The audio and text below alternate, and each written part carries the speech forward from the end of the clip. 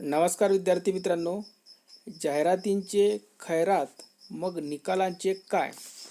अनेक विभागांची परीक्षा होऊन 3 ते 4 महिने झाले, निकाल मात्र गुलगुस्त्यातच. पेपरफुटी आणि नकला करणारे, त्यांना मदत करणाऱ्या गुन्हेगारावर नवीन कायद्याची गरज. संपूर्ण माहिती आपण बघणार आहोत विद्यार्थी मित्रांनो.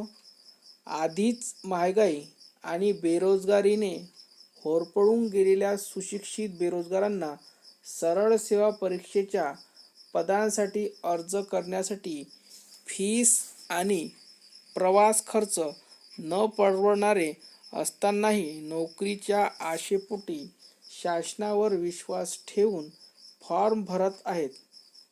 अनेक विभागाची परीक्षा होऊन 3 ते 4 महिने उलटूनही अजून निकाल लावण्यात आले नाही. त्यामुळे अनेक सुशिक्षित बेरोजगार संभ्रमात आहेत.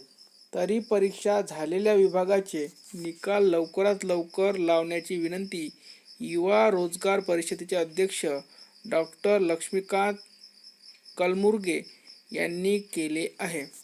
राज्य सरकारच्या विविध विभागांमध्ये नोकर भरतीसाठी अनेक जाहिराती प्रसिद्ध होत आहे.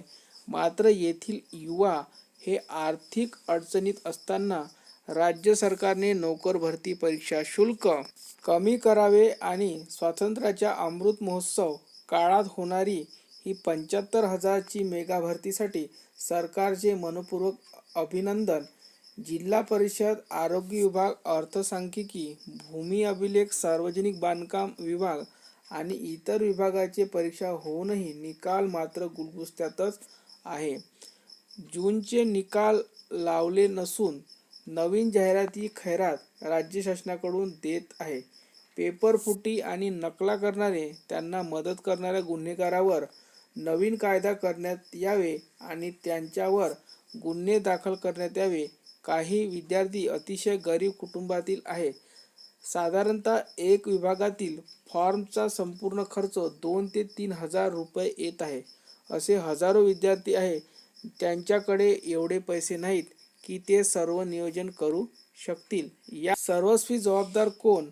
सर्व बेरोजगार आहेत आणि एवढा पैसा कुठून मिळेल? सुशिक्षित बेरोजगारांच्या नवीन समस्येला वाचा फोडत आहे. सध्या जलसंपदा विभागाची परीक्षा चालू असून आदिवासी विभाग, MIDC, जिल्हा परिषद, राज्य उत्पादन शुल्क आणि इतर विभागाचे परीक्षा राहिले आहेत. तर नवीन जाहिरातीमध्ये कारागृह विभाग, नागपूर वैद्यकीय विभाग, महाराष्ट्र प्रदूषण महामंडळ, महावितरण, भाऊसाहेब हिरे शासकीय वैद्यकीय महाविद्यालय आणि सर्वोपचार रुग्णालय धुळे गट ड पदाची जाहिरात आणि इतर विभागाच्या जाहिराती आल्या आहेत. तरी महाराष्ट्र शासनाने लवकरात लवकर निकाल लावण्याची अत्यंत गरज आहे. महाराष्ट्र राज्यातील सुशिक्षित बेरोजगारांसाठी रोजगार मिळावा हा उद्देश समोर ठेवून आपण करत असलेल्या मेगा भरती हे अत्यंत प्रशंसनीय आणि सर्वांसाठी आनंददायक आहे. याबद्दल आपले मनपूर्वक धन्यवाद. तरी आपणास राज्यातील सर्व सुशिक्षित बेरोजगारांच्या वतीने आपणास विनम्रपूर्वक विनंती करण्यात येते की कृपया करून परीक्षेसाठी लागणारा शुल्क हे कमी करण्यात यावे, जेणेकरून प्रत्येक सुशिक्षित बेरोजगारांना त्याचा फायदा होईल आणि जास्तीत जास्त सुशिक्षित बेरोजगारांना आणि गरिबांना फॉर्म भरण्यासाठी एक प्रकारचा आर्थिक आधार मिळेल.